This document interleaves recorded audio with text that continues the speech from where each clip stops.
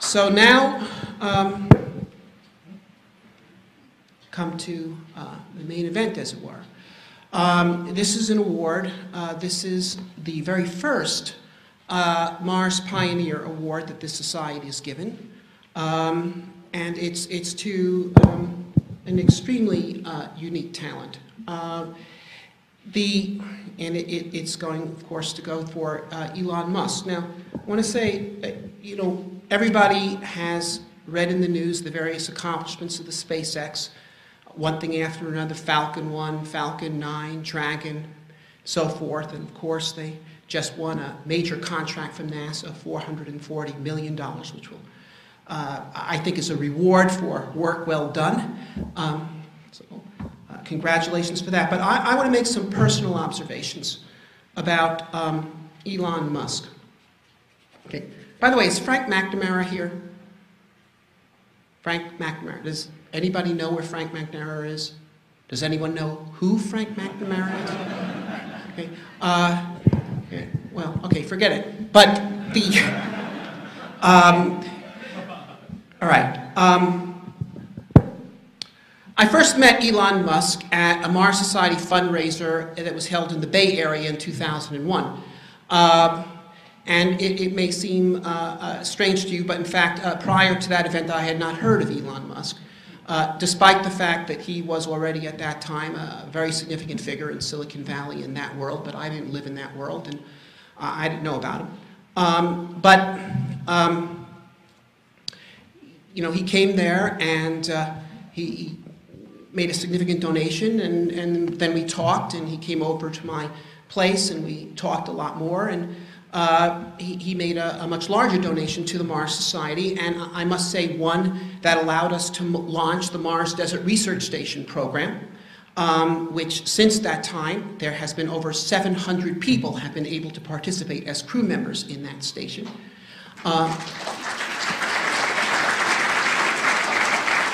And which is now self-funding.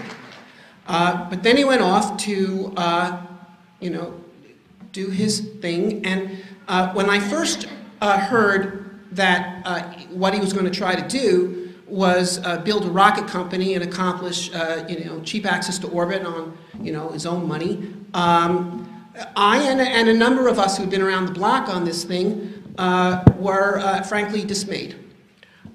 Because we had heard the story before. There had been a succession of wealthy individuals who had made similar declarations and launched companies. Two of the most recent examples was the Beale Company, there was the Walt Anderson and the Rotary Rocket Company, before them there were Conestoga people, there was Kistler, and every single one of them had failed. In fact, none of them ever cleared the tower. You know, this seemed to be another one of those things. But then a few years went by, and I had a chance to go on and visit Elon in his initial factory out in the LA area, not the same one he has now. This was considerably smaller, but he had gotten started. And it was apparent there's some things going on here that were very different from Walt Anderson or Beale. In the first place, by 2005 or so, which whenever this visit occurred, Elon knew a lot about rocketry. Okay? In fact, he knew everything about rocketry. In 2001, he had known nothing about rocketry. And by the way, and this really matters, because what these other fellows had done is thrown a chunk of their discretionary change at this and said, let's see if something happens. Well, nothing happened, I guess I'll give up. He didn't just throw his money into it, he threw himself into it. Okay? He learned the trade, he put his mind into it, he put his talent into it, he put his heart and soul into it, and he was working on it. And it was at that point that, you know, it became clear to me that this could go in a significantly different way than the previous story. And then, of course, he actually started succeeding. Well, first with launches that didn't succeed, but at least they were launches, and then with launches that did succeed. And I must say also the fact that he persisted after several failures, several obviously very expensive and daunting failures. And by the way, I got to tell you, because I build and test things, and you put a great deal of effort, and you put your resources into it, and you work on this, and work on this, work on this, and then it's finally time for the test, and the thing blows up, and boy, it's not a nice day. Okay, but then you have to try again. You got to stay in the game. You got to push on. These other people were quitters. He pushed on through the several failures to finally make the thing work, and then went and launched the Falcon 9, which was a serious launch vehicle. And I did a calculation on my own at that time. I did not have any inside knowledge about SpaceX, but I looked at the thing. I looked at what I knew about the size of his payroll and how long he'd been working. And I already calculated that he had done this for a few $100 million. And this was a program that in a conventional aerospace environment would have cost a couple of $1 billion. And I wrote an op-ed in SpaceX, the new Sputnik, basically telling the aerospace industry, hey guys, you're being Sputniked here. And an analysis from SAIC wrote and says, no, you can't be right. They couldn't have done this for a couple of $100 million. It's absolutely impossible. This must have cost at least $2 billion. And then SpaceX corrected them. But that's the thing. I mean, to create this system, and then I went and visited him in his new place, and I saw this incredible company, and I saw how dynamic it was, and the kind of workforce that he created, and the team he had created, and he told me certain things, and some of the stuff I believed, and some of the stuff I didn't. But I just had to look at the people and look at what was going on that place, to know that he had put together a winning team, and these guys were winners, and these guys were serious, and this is extraordinary, and it's totally extraordinary what has gone on here, and there is something new under the sun here. And then finally, one more thing, well, two more things I have to say. This guy, he is living disproof of the materialist view of history.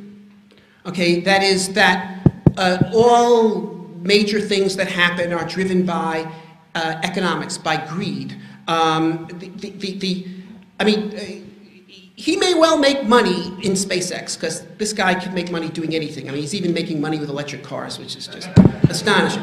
Okay, but but he's not doing this to make money. Don't believe that for a minute. If he wanted to make money, he could have set up a dozen dot-coms and stuff between 2001 and now, that all of which would have made incredible amounts of money without him knocking his brains out trying to build rockets which sometimes blow up and really leave you feeling very unhappy, and really going out in a lurch. And of course, he's doing well right now, but this is still a very risky business. He's exposed to technical failure. He's exposed to the political shifts that are beyond his control, to economic shifts, and to be right out there right now is doing that. This is not being motivated by profit. It will need to be sustained by profit in order for it to happen, but it's being motivated by an idea, and I'm sure we're going to hear from him, his view on that. But, I only know Elon a little bit from the outside. I've met him on several occasions, talked to him at some length a few times, but I think I know him on the inside, because I think I know what motivates him, and it's the same thing that motivates me, and I think the same thing that motivates most of us. It really wants to make something truly grand and necessary happen, and is willing to put himself on the line for that purpose. So it's my great honor to present the Mars Pioneer Award to Elon Musk, and before he comes up, I would like to show you the trophy.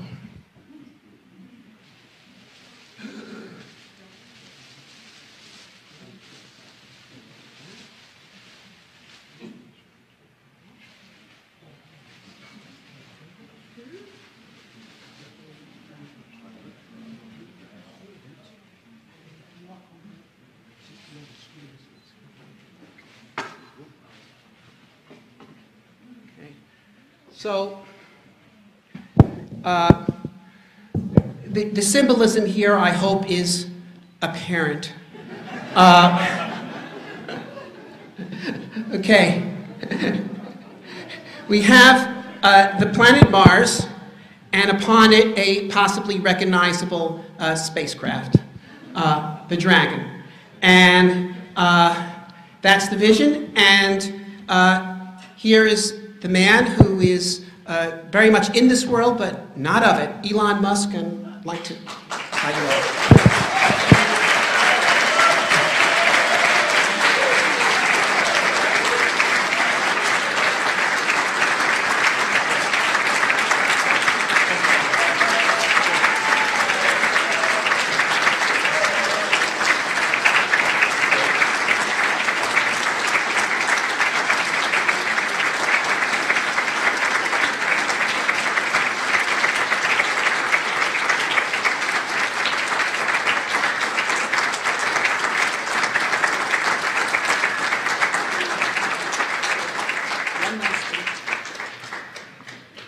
And the inscription reads, "The Mars Pioneer Award presented to Elon Musk by the chapters and members of the Mars Society, the 15th International Mars Society Convention, held in Pasadena, California, USA, August 3rd through 5th, 2012, for outstanding achievement in furthering the goal of the human exploration and settlement of Mars."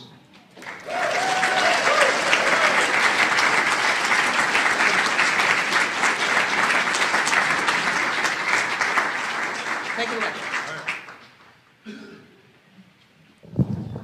All right, well, thank you very much for the award. Yeah, it's great to be before so many people who believe strongly in the establishment of life on Mars. I think my reasons for being interested in Mars and doing SpaceX are really that they come down to basically just two things. One, which the prior speaker was articulating, which is there's the defensive reason, in that if we are on more than one planet, the probable lifespan of human civilization and the light of consciousness as we know it is going to be far greater than if we are on one planet. So there's that defensive reason, that life insurance reason, and I think that's obviously a very important thing. Earth's been around for 4 billion years and civilization about 10,000 years, and it's only now that we have this the window has just cracked open where it's possible for life to extend beyond Earth, and so I think it sort of seems sensible to take advantage of that window while it's open. Hopefully it will be open for a long time, but it could be open for a short time, and so we should take action, and that's sort of the defensive reason. It's not actually the reason that gets me most fired up about Mars. The thing that actually gets me the most excited about it is that I just think it's the grandest adventure I could possibly imagine. It's the most exciting thing. I couldn't think of anything more exciting and more fun and more inspiring for the future than to have a base on Mars. And it will be incredibly difficult, and there'll probably lots of people will die, and terrible and great things will happen along the way, just as happened in the formation of the United States. But it'll be one of those things that is incredibly inspiring, and we must have inspiring things in the world. Life cannot just be about solving, this problem or that problem. There must be things that, when you wake up in the morning, you're glad to be alive. And that, I think, is, for me, the most important reason why we should pursue the establishment of life on Mars. Now, of course, I'm preaching to the converted here. I expect to hear few objections from this audience. I think really what matters is finding a way to do it. In fact, I'll give you a little bit of background on my genesis of how I got into space. Sort of started when I was in college. There were three areas that I thought would most affect the future of humanity, and space exploration, the extension of life beyond Earth, was one of those things.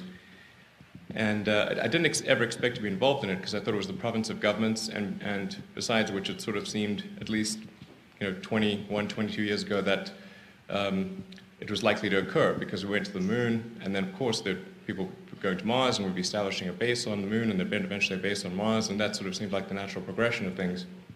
And then amazingly, it didn't happen. And I kept thinking, well, it's about to happen. And it just didn't happen. There's a Monty Python skit about this. Suddenly, nothing happened. Before you know it, nothing happened.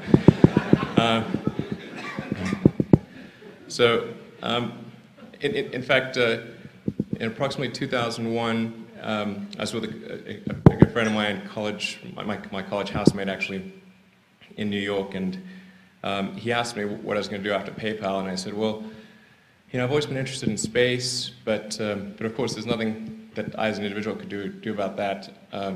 But the question got me curious as to find out, okay, well, when are we sending people to Mars? So after I got back to my hotel room, I went to the NASA website to sort of look up the schedule. Because of course there had to be a schedule. And I couldn't find it. I thought the problem was me, because it must be here somewhere on this website, but it's just well hidden. And it turned out it wasn't on the website at all, so which was shocking. So then I thought, well, perhaps the reason is that the American people have lost the will to explore, or if we just had more, if we got people more interested in the subject, then they would be inclined to want to do it. This turned out to be a false premise, by the way, but that was my initial thought. It was a mistake. At first I thought, well, perhaps if we can do a small philanthropic mission to Mars, something that would get the public excited, then that would result in a bigger budget for NASA, and then we could do exciting things and get the ball rolling again. And that's about the time that I started talking to Robert Zubrin and a few other people. And so initially, the thought was to send a small greenhouse to the surface of Mars with seasoned dehydrated nutrient gel. They would hydrate upon landing, and then you'd have this little greenhouse on the surface of Mars. And the public tends to be, as they should, interested in things that are precedents and superlatives. So this would be the furthest that life's ever traveled, the first life on Mars, and then you'd have this great money shot of green plants on a red background. So that would be. I thought, okay, well, that could get people pretty excited, and so I started investigating what that would take, and I was able to get the cost of the spacecraft down to low single-digit millions, and the cost of communications down, and I was able to get everything compressed except for the cost of the rocket, and so the U.S. rockets were way too expensive.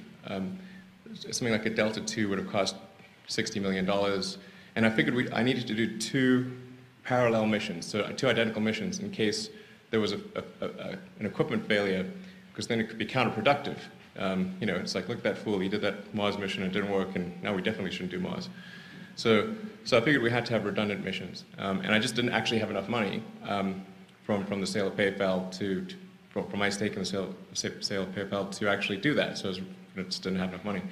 So I went to Russia in late 2001, early 2002, to try to buy ICBMs. Right? And that's as crazy as it sounds. So I was, I guess, about 30 years old. Internet guy arrives in Moscow, wants to buy the biggest ICBM in the Russian rocket fleet. I said, I don't need the nuke, just need the rocket. And they thought I was crazy, but then they also thought, well, he's got money, so that's. So I was able to actually negotiate a deal to buy a couple of Dneprs, and now. At the end of all that, I decided not to conclude the deal. So I negotiated a price, but decided not to conclude the deal because after my third trip to Russia, that's about the time that I realized that my original premise was wrong. that it is in fact, we do not lack for will, particularly in the United States, perhaps the world as a whole, but particularly not the United States. It does not lack the will to explore, not in the least. In fact, the United States is a distillation of the human spirit of exploration. Almost everyone came here from, they came here from somewhere else. So you couldn't ask for a group of people that are more interested in exploring the frontier. And but if people do not think that there is any way to do it, if they don't think there's a means, then it's somewhat irrelevant. You're not going to bash your head against a brick wall if you're confident that your head will break before the wall will break. It's just not going to happen. So that's when I decided to start the rocket company, because it was clear that we had not made advancements in rocket technology, and that was the reason that we hadn't made progress. The rocket technology was actually going worse. It was costing more and more to send things to space than in the past. So we had a negative technology curve, which is counterintuitive because we're so used to things in the consumer electronics realm and in everyday life improving. We sort of take it for granted, like as though things automatically improve. They do not automatically improve. They only improve with lots of effort and resources. You saw the graph, or the picture of the pyramids there. I mean, Egyptian civilization got to the point where it could create things like the Great Pyramid of Cheops, but then lost that ability and never got back there. Or Roman civilization went through a deep dark period. It's not a given that things improve. There has to be a forcing function. People have to do it. So anyway, so I started SpaceX, and I had many people try to convince me not to start the company. That really tried their best, and many of my closest friends. If there was anything they could have done to stop me from starting the rocket company, they would have done it. One good friend of mine compiled a footage of rocket failures and forced me to watch it. I said I'd seen them all.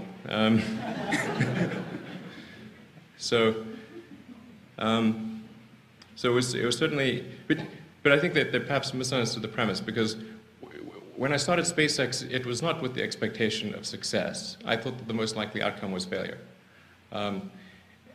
But given that the thing I was going to do previously, which was the Mars greenhouse mission, I expected that would have 100% chance of 100% likelihood of losing all the money associated with it.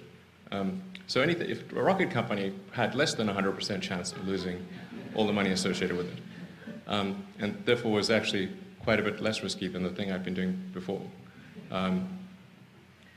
Anyway, so fortunately,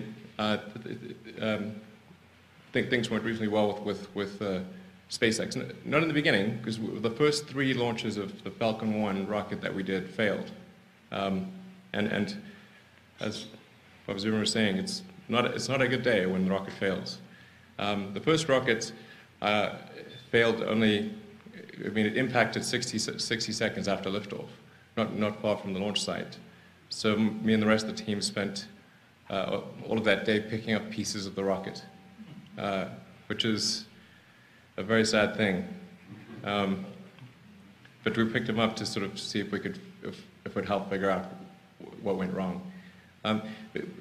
Fortunately, the 4th launch, we were able to reach orbit. That's a good thing. It's a good thing we were able to do that, because I had no more money left. So, yeah, Tulula, my wife was there. She's witness to the 3rd and then the 4th launch.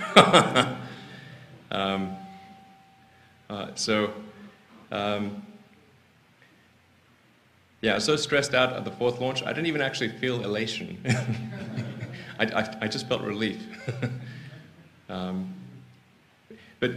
So it was a very, very close call, but fortunately the 4th launch worked, and then since then all of the launches have worked. I hope they continue to work.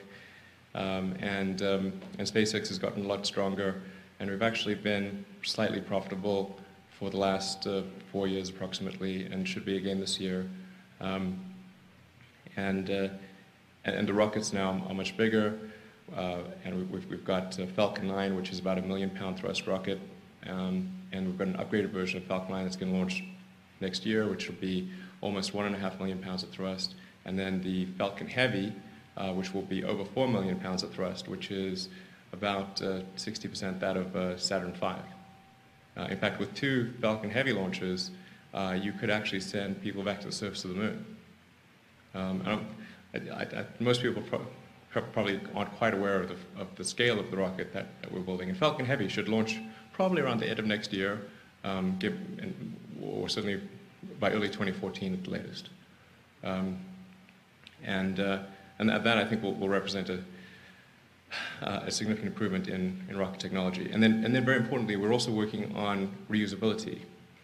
Because if you really boil it down to the various, the crux of why don't we have a base on Mars, as I mentioned, there's rocket technology, but what really needs to be developed, the key invention that's necessary is a rapidly and completely reusable rocket.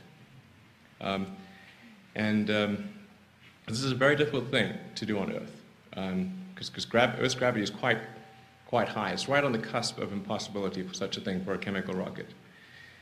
So if you take an expendable rocket, even after a lot of smart people are using advanced materials and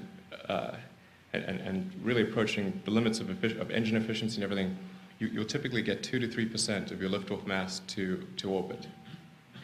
That's for expendable rocket. Now if you say, well, we want to make it reusable, we want to bring it back to the launch site, it's got to survive the rigors of a re-entry, all the systems have to be capable of surviving multiple firings and thermal fatigue, and it's really, you add a lot of mass when that happens. And previously, when people have tried to make a reusable system, they found that they would get some portion of the way and then conclude that success was not one of the possible outcomes. Now, in government programs, of course, the program would still continue for quite some time. It's funny but true. And so the real trick then is to say, can you create a rocket that is efficient enough that in an expendable form you can push that what would normally be 2 to 3% of mass to orbit up to maybe 4% of mass to orbit, and then if you can get really good about the reusable elements, maybe that can only be cost you 2 of those 4 points. So on net, you would still get 2% of roughly of your liftoff mass to orbit. That's the thing that needs to happen. In order for that to happen, you have to really get kind of straight A+ across the board in all elements of the rocket design.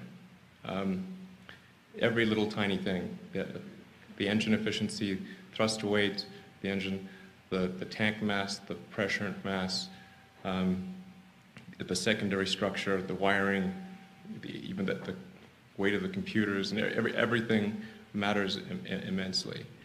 But if you do all those things right, then it is possible to make this work. And this is what has given me hope recently in the last few years, because I wasn't sure whether it was possible. But in the last few years, I've become convinced that it is possible. Of course, just because something is possible does not mean it will occur. But I think it can occur, which is, like I said, success being one of the possible outcomes is very important. So that's the breakthrough that SpaceX is really trying to achieve. Because the stuff we've done thus far, I think, is good. I think it's evolutionary. It's not revolutionary. And we really need the revolutionary thing to work. So I think over the next few years we'll see if we're going to be able to do that rapid and complete reusability thing. But I'm actually, I probably should sound more optimistic than I am. I am actually quite optimistic that this will occur. So I don't want to leave any doubt in people's minds. I'm quite optimistic it'll occur. And then going beyond that's for Earth orbit, but now to establish life on Mars, I think you really ultimately need to be able to carry millions of people there and millions of tons of cargo. So you really need a fully reusable Mars transportation system, which is yet a more difficult step than creating a fully reusable Earth system. And that I was really worried that would not be possible. But last year, I became convinced that it actually is possible, which made me very happy, actually. In fact, I think Tallulah was there when I was pacing around the bedroom late at night, trying to see if this would work. And so that's good news. Now, I could be deluded, but I'm pretty.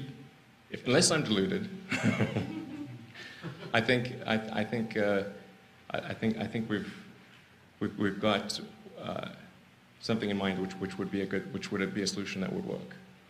And then comes to sort of the threshold of what it really comes down to a cost. What cost does a trip to Mars have to be in order for it to be a self-sustaining reaction? And I think you've got to roughly get to the I think around $500,000.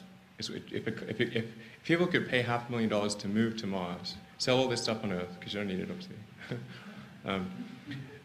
then you could move to Mars. Then I think that would work, because that's basically the net worth of sort of a roughly middle income earning person after about 25 years in the United States is roughly $500,000.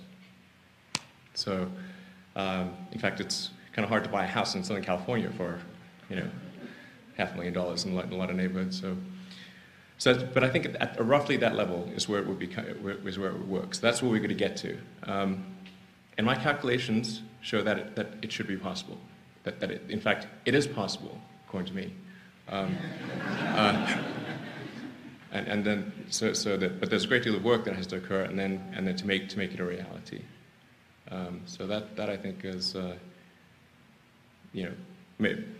I think that should be really good reason to feel good about the possibility of life on Mars. So I think that's probably what I'd like to leave you with. And then in the ensuing years, we will unveil more and more about what we're going to do, and there'll probably be some ups and downs along the way, but I can finally see a path to that objective. Like I said, as long as I'm not delusional or haven't made some significant error, then I think that will hopefully come as good news to people in this room. Thank you.